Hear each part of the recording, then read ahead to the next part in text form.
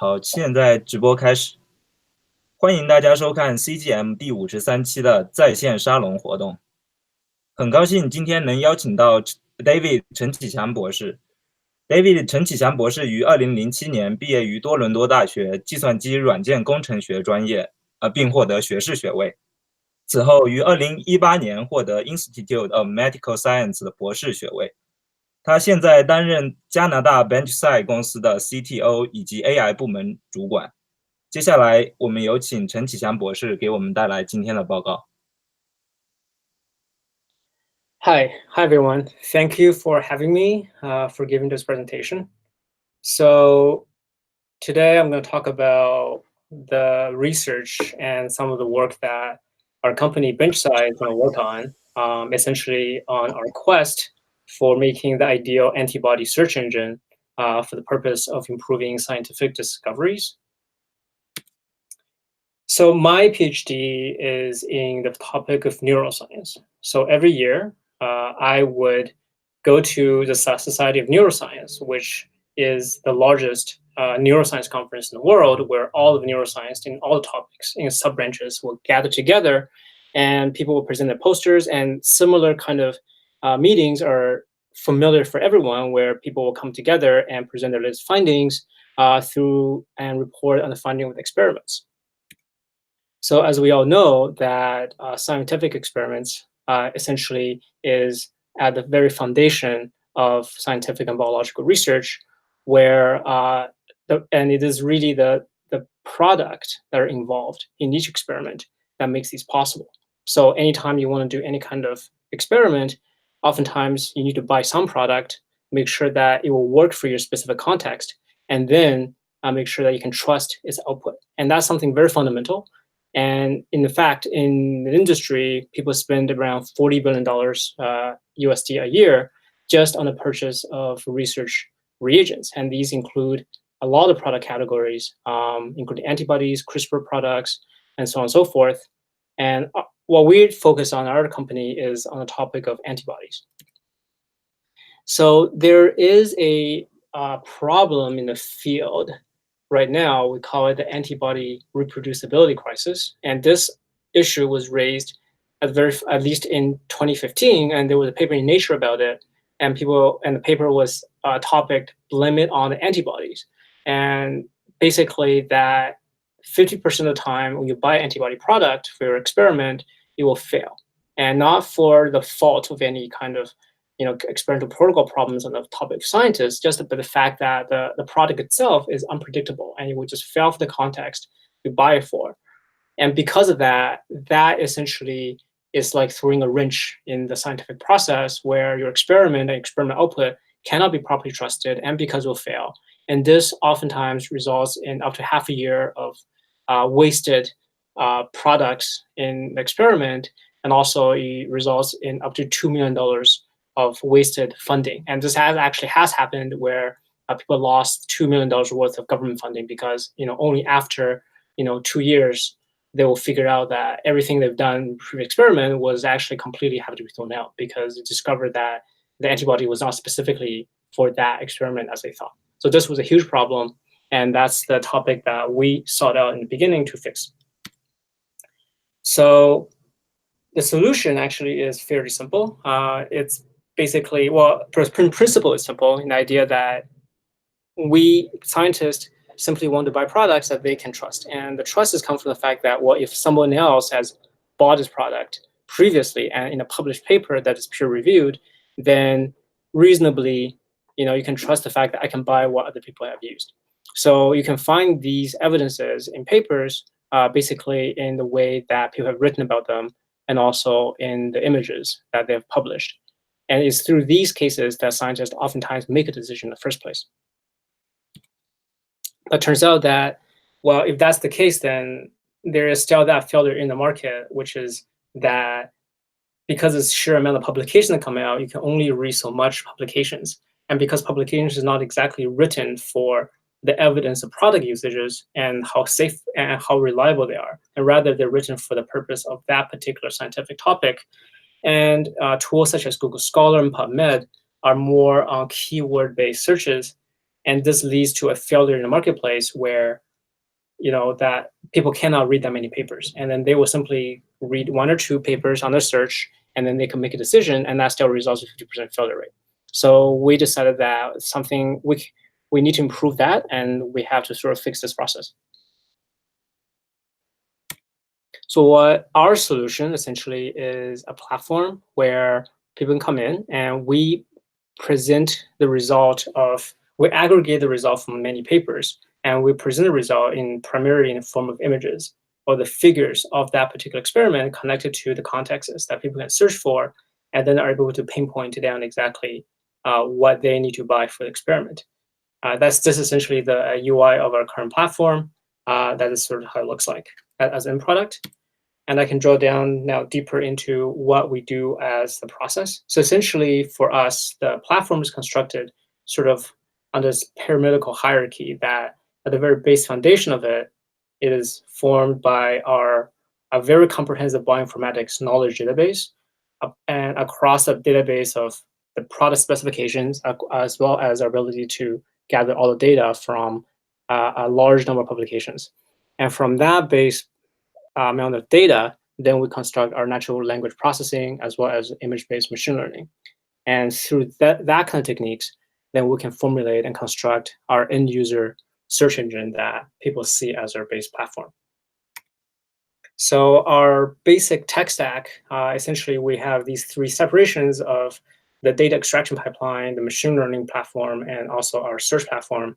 And this is sort of the tech lingo that we use. And so feel free to ask me a question about it. If you are a technical client, I can go into more details. Essentially, we are focused on Python, and our platform in the front end is React.js. And it's a search based on Elasticsearch, but our machine learning is on TensorFlow and PyTorch. So the complexity comes from the fact that our bioinformatics data has to have this sort of cross-joining of up to almost 10 million papers across 6 million protein entries and aliases across 6 million products. And that is actually a very complex problem because it's all the combination cases, all these possibilities that can happen when you join these products. And that is something that technically we have to learn to scale with because of this. And one of the problems is also that in the field, the existing, I guess, more popular bioinformatics databases are oftentimes not comprehensive enough for the purpose we want, and we had to do a lot of custom work to actually merge existing databases and also come up with their own databases in order to complete certain holes in the data. For example, we are working on microbial data, and also we're now working also more on the plan-based bioinformatics and aliases for our certain entries.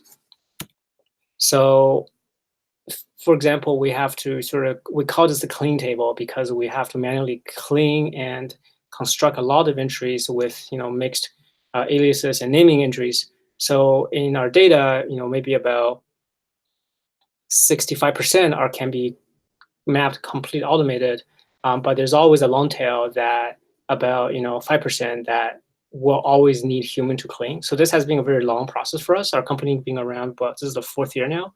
But we've been doing this since the very beginning, and we still have not finished trying to construct this very custom bioinformatics mapping in the background. And that is sort of the data that sort of is a backbone for us to build upon. And then we have to extend machine learning on top of that. So machine learning, I think, really is applied for 2 key areas for us. So one is able to automate judgment. So essentially, there's large cases of text corpus that previously without machine learning is just not possible because the judgment has to be read by a human. But now with machine learning, data is all of a sudden possible for us to start to do these tasks on judgment that previously not possible. And second is to actually be able to start reading images. And this also was before the advent of the current ML methods. It's not possible, but now we can do it. So essentially, it is to automate judgment and provide access to previously inaccessible data. And I think that is the angle that we leverage machine learning the most. So just by having techniques is not the image and ML techniques is not enough, we actually have to construct a lot of custom label data. And really is because the machine learning algorithms and papers published now in academia and also in the field are more focused on consumer-based databases. So the idea is that when they do machine learning in natural languages, the academic testing corpus, usually on things like Wikipedia or Giga News or things like that, which are much more colloquial in the way they say things and they're in the vocabulary. Things like Twitter and things like that have completely different writing style and scientific papers. And scientific papers, even across, fields, will have complete different way of writing sometimes. So that we found to actually, we can't just use existing data. We actually have to train everything from scratch based on our own custom data, focused specifically to the topic of science. So for doing this, we actually had to construct our own in-house labeling platform. And also we have a team of PhDs actually from molecular biology that actually have to hand label everything we have in the initial pool. And that took actually about a year to do. And at which point we have about more than 1 million census label at this time, and we're able to sort of bootstrap our way from that. And as I said, that the corpus itself, we actually have to take all of PubMed and use that to train something called word embeddings. Not sure people are familiar with this, but essentially word embedding is now the backbone of any natural language modeling. Essentially is on supervised learning based on all the text corpus that us to construct a embedding that captures how words are related to each other in a machine learned embedding space.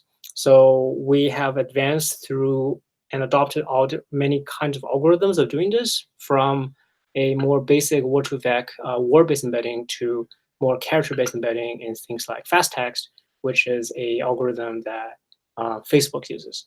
And now today, there's other uses now, such as bipair encodings and things like that we'll continue to explore. And we use this as a backbone for more complex natural language models, things like bidirectional LSTMs. And then we also start to move towards additive attention models. And now the field is actually using the attention-based transformers that we're also experimenting with.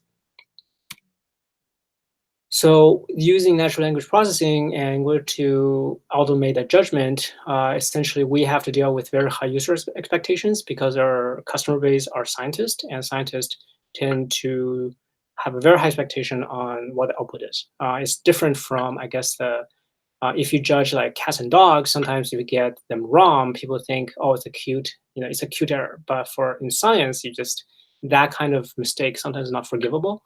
And because of that, we have to be very careful about how we combine our models and how we post-process our models. So right now, we're using sort of an all or nothing model approach, where we get parallel binary classifiers, and we're carefully tuning our output post-processing to make sure that we are balancing the output between false positives and false negatives. Essentially, we rather have less false positives rather than false negatives, and that is sort of something we try to control very carefully based on the feedback from scientists. And our accuracy at this point is 92%, and we continue to improve upon that. What we use for image processing essentially is that we had to overcome certain hurdles, because when you look at images in scientific paper, it's not actually a simple problem, because each image is actually composed of many subpanels, and what people are interested in are actually within a subpanel of a subpanel. And because of that, you have to sort of learn to cut the panel into very specific subcomponents. And that turned out to be an unsolved problem when we came into the field, and we have now able to do a much better job on this, and we essentially solve this problem. And again, we need a team of PhDs to label a lot of the techniques, because they're the one who can judge, what are the proper techniques based on this paper and things like that. We essentially use PyTorch. Sometimes we use TensorFlow, used on either Inception or the ResNets. So the image itself is actually, we leverage more off-the-shelf models, but the data has to be very custom. So here's some examples of image processing, is how image recognition really helps in terms of this task. So for instance, if you only use text, you'll find that the text will only mention a technique as immunostaining, for instance. But immunostaining is a sort of a overarching term for a bunch of techniques, such as immunofluorescent, immunohistochemistry, and flow cytometry, and things like that. But what happens is that the authors don't actually write which specific technique it is, and that is all technique you only capture from the image itself. You have to look at the images. So when that happens, we can use our image recognition and actually able to do the reclassification and on that specific techniques. And that's something that you cannot do based on text alone. So for instance, in this case, we are able to divide this panel into many subpanels and realize that, in these subpanels, some of these are facts and some of these are, in fact, when it's saying staining, and some of these are graphs and things like that. So you can see this was something that is only possible because of image recognition. And also there are things, for example, that they don't even talk about what technique they use, and we have no idea. All we know is that they say this protein happened in this particular subpanel. And then if you use image recognition, you can actually look at that subpanel and say, well, that's actually Western blot. In this case, that would be the subpanel D, right? These are the cases that you can see that the writing style within the legend is not something that happens within regular English, but we're able to pick it up. So so basically, by going through this process, we did a fast calculation, and it turns out that the amount of papers that we processed early in the days would have taken us 10 years. Our team of PhDs would have taken 10 years for them to read. But now, and with machine learning, it just takes 2 hours for them to be processed. And this allows us to reduce what it would take weeks for scientists, both industry scientists in pharmaceuticals and academic scientists, weeks to just investigate what product to buy, down to just a few minutes of clicks. So our philosophy in the company on machine learning or artificial intelligence is that we believe it should function as a tool that augments scientists instead of, because a lot of people think about, machine learning will one day replace scientists, but we don't really believe that to be the case.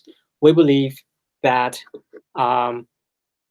machine learning is there to take care of the boring things, right? To care of the mundane but nevertheless important processes, such that the human science can actually focus on what humans do best, which is creativity, more hypothesis generation, and that allow the AI and scientists to cooperate and allow us to have science happen faster. Because our learning through the process, so we have to learn to balance what people think is hype versus what actually is practical in machine learning, for instance. The consumer demand and science demand around these tasks tend to be completely different. And we're sort of in an exciting time where engineering practice around machine learning is in its infancy. So everyone's still trying to figure out what is the best practice around the engineering problem and a lot of these technical challenges. And a lot of these challenges, for example, how do you actually balance inversion between data, model, and code? And that's turned out to be a very hard problem that we're still sort of on the field to figure it out. So in quick summary, that is the end of my talk. So I thank my team for the overtime. So this is a picture we're taking of, I think, about a few years ago, but now we are actually not able to all fit on this chair now as a company. Okay, thank you very much.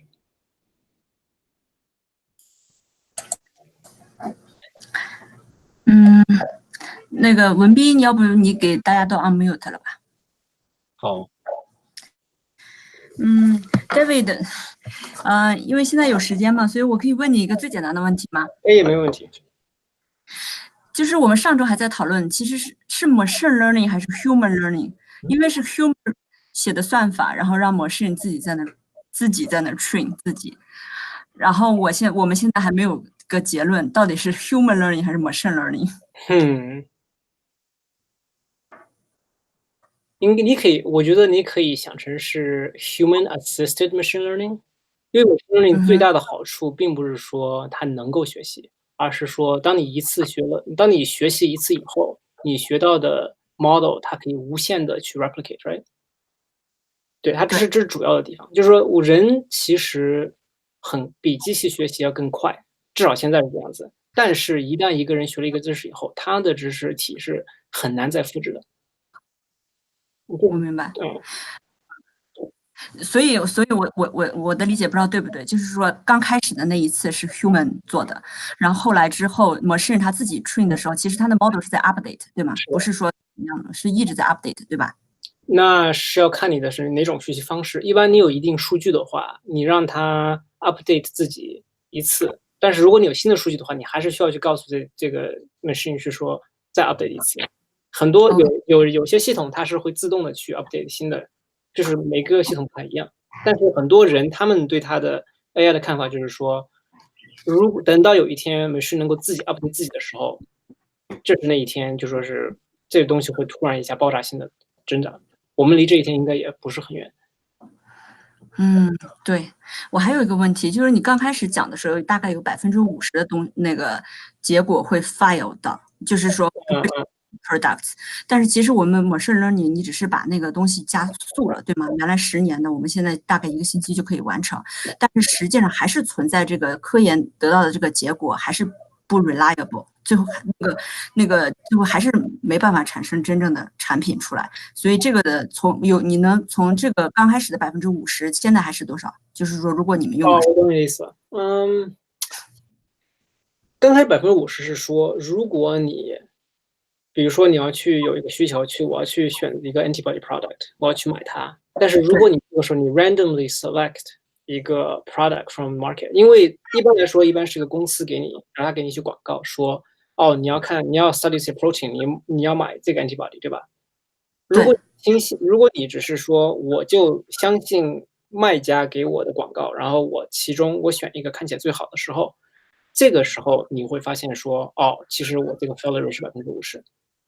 或者是说，如果你是说我上 Google， 我 search 一下我想要的 protein， 然后比如说我读 top paper， 我根据他给我的 recommendation， 我读一下大概一两个 paper， 然后我再去买它，这个时候你 failure rate 还是很高，还是会在50%左右。明白了，明白。你的筛选过程，它这个50%是介于我们以前的一些做法，你的这个时候 failure 是50%。而我们做的是说，那如果你有更多的数据的话，我让你的筛选过程能够更多的偏向于能够买到更 reliable 的东西。David， 还有一个就是你们在做这个machine learning，从那个数据库里面找杂志、找文章的时候，你们那个就是说会给杂志打一个 weight 吗？就是说，假如说影响因子高的，然后它的可能结果会，就是说你们不 care 这个，只要有关键词就可以。我们曾经以前有做过 weight， 后来我们不做了，是因为我们发现这个 weight 并不是很重要。不重要，对吧？其实作为科学家，我们会认为说 weight 应该比较重要，但其实发现并不是这样子。最重要的是说，因为我觉得最重要的是什么呢？是每一个 paper 你发表的时候都会有一个 peer review 嘛，而在 peer review 的之中，很多科学家他们本来就会说有很多经验，这个 product 会怎么样，这个你的 experimental parameter 有没有用，他们做了个 peer review process， 所以说。而且有些时候并不是说你有一篇 paper 就够了，它可能一个 product 它需要说在这个 context 中要出现可能3、4次、5、6次以后，你才能说哦，它真的可能是比较 reliable。就这个是你阅读中很难能够体验出来的一些 stats。那个大家还有问题吗？文斌，你可以看看群里面还有没有问题。我有一个问题，然后就是如果做像这种data mining 或者 paper mining 的这种这种 machine learning 的话，那我们的 training data 应该是首先怎么判定你的 training data， 然后是一个好的 training， 是一个 ground truth data， 而且你需要多大的一个样本量、数据量，才说这个 model 混好了，然后才可以去 predict。So 你的 ground truth 唯一的就是作为人类，我们能够给的 ground truth 就是让别的你认为 trustworthy peer 去读和 construct 这些 initial label data， 对吧？就是当你说你什么样的人呢？你就说别的 PhD 跟我有一样的差不多 degree 和 experience， 我相信他们的 judgment， 因为你的 review process 也是一样的吧？就是我们 review 一个 paper， 我们的 assumption 也是一样的。所以说，我们做的就是我们让这些科学家，就我们其实是多伦多大学的，我们其实hire 了很多多伦多大学出来的一些 PhD，然后我们让他们做 label data。一般来说，一个 technique category 一般我们 aim 在10000个 data point。哇哦！我的经验是，小于10000个 data point 是很难去做比较 reliable 的 training， 就是说数据量很重要。OK， 少的话没有办法，什么 model 都没有办法去帮助你。所以10000个 data point per technique per category 是个比较好的 estimate。That's very good to know. Thank you. 那个 David， 你们那个做 image processing 的时候，那个 image 因为有各种各样的，有那种就是真正的 picture， 就是真正的 image， 还有一些是 scatter plot 或者 box plot， 你们怎么去处理这种各种各样的图像？我们 we label it， 所以说我们先得有一个 image cutting algorithm， 我们去把 panel 筛选出来，然后呢，我们再把给每个 panel 我们让our team of scientists 要让我们 PhDs label 说这是什么，这是什么，这是什么，这样子。它是一个比较枯燥的过程，但是同样的，我们大概是 n 10000个 per category。对，我明白。你们先做这种 classification， 然后再做。我记得我以前的时候好像看过一个那个别人采访那个谷歌，然后 Google， 然后他们说他们要做，因为我们现在如果做 Google 里面搜关键字的话，很多文章它只出现在题目里面或者关键字里面，然后他们说他们想做，就是如果我输关键字，在整个这个 text 里面如果有这样的字的话，也会出来，就是说他们其实也做的这种东西，类似于你们做的这个吗？但是 Google 我们做的还有区别是说，我们是用我们的 bioinformatics 去找，就说是 entity 之间的联系。因为你做第一步是就你把 entity 在这个 paper 中全部存在，这是第一步。然后你还要说，那这些 entity 它们互相的联系是什么？这个 entity 和它就是你给我，比如说3个不同领域，他们对同一个 protein 有3种不同写法。他们有3个不同的 aliases， 但最后他们在说同一个，比如说 protein， 他们的 research topic 是什么样子？像这种 ontology 的这种 database， 还是我们也是需要去做后面的这些处理。我明白了。像 Google 的话，他们的 task 跟我们不太一样，他们是因为要是面对所有的人，就所有的 topic， 就他们是比较那种widespread 的那种 basic matching。那文斌好像群里有人问问题，对吗？我来复述一下，群里面有个这样的问题，就是说这个工作训练中哪些特征比较重要？这些特征是如何设计和选择出来的？但它是特征是什么？它是 feature 吗？就 feature 应该。它是学习的 feature， 它是说是图像 feature 还是文字 feature？ 应该是说 predictable 的。prediction variable 的那些 feature。I see. So deep learning 本身它是自动筛选 features. So deep learning 它的算法是说，我给我一些数据，然后我给它一些 label class label， 就是比较基本的方式。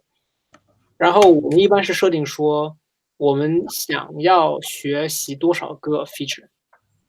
比如说你要学，就说你的 embedding vector 到最后一般，比如说100个、200个那样子，有单位 dimension 100个 dimension， 然后他会自己筛选出，比如说他认为最重要的 n 个 feature。它这个计算过程它是避免人为的去筛选，这是 deep learning 和 traditional learning 的最大的一个区别。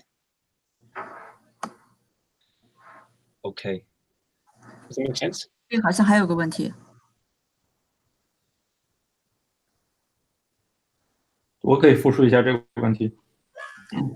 对于你们的数据库，相比较于传统数据库 ，Neo4j 数据库可以带来哪些优势？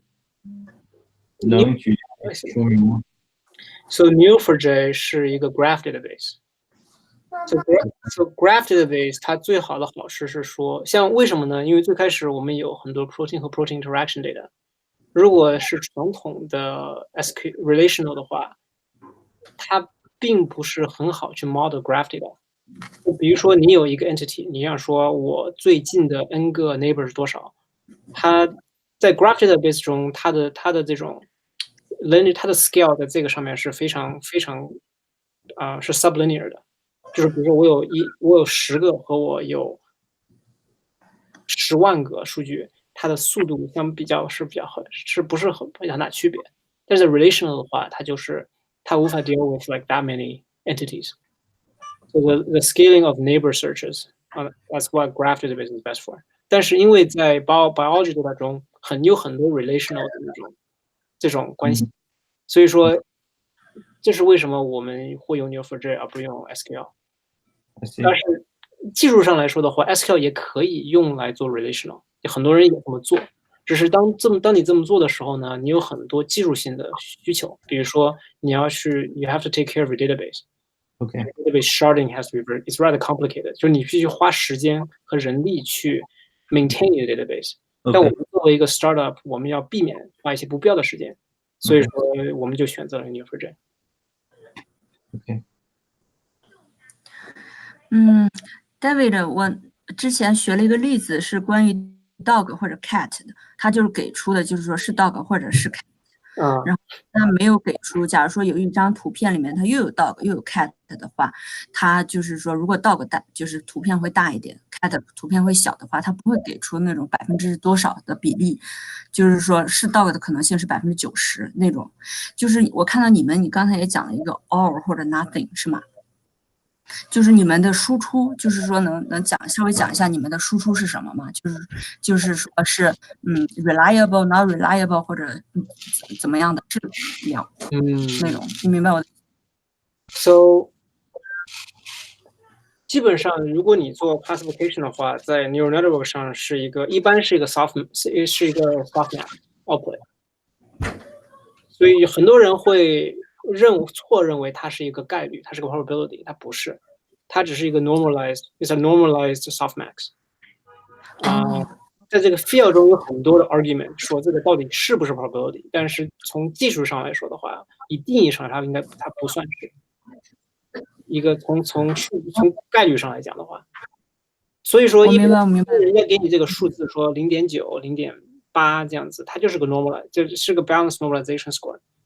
我们能控制的往往只是那个 score 的 threshold， 所以说一般我们的控制是在于至少我们不会低于 0.95， 但是很多 in practice 我们的 threshold 肯定非常高，像 0.99 啊那样子。可以，行，我明白了，谢谢你，文斌。好，那接下来假如说还有问题的话，大家可以与 David 私下再聊。然后我们今天的直播就到此结束。OK。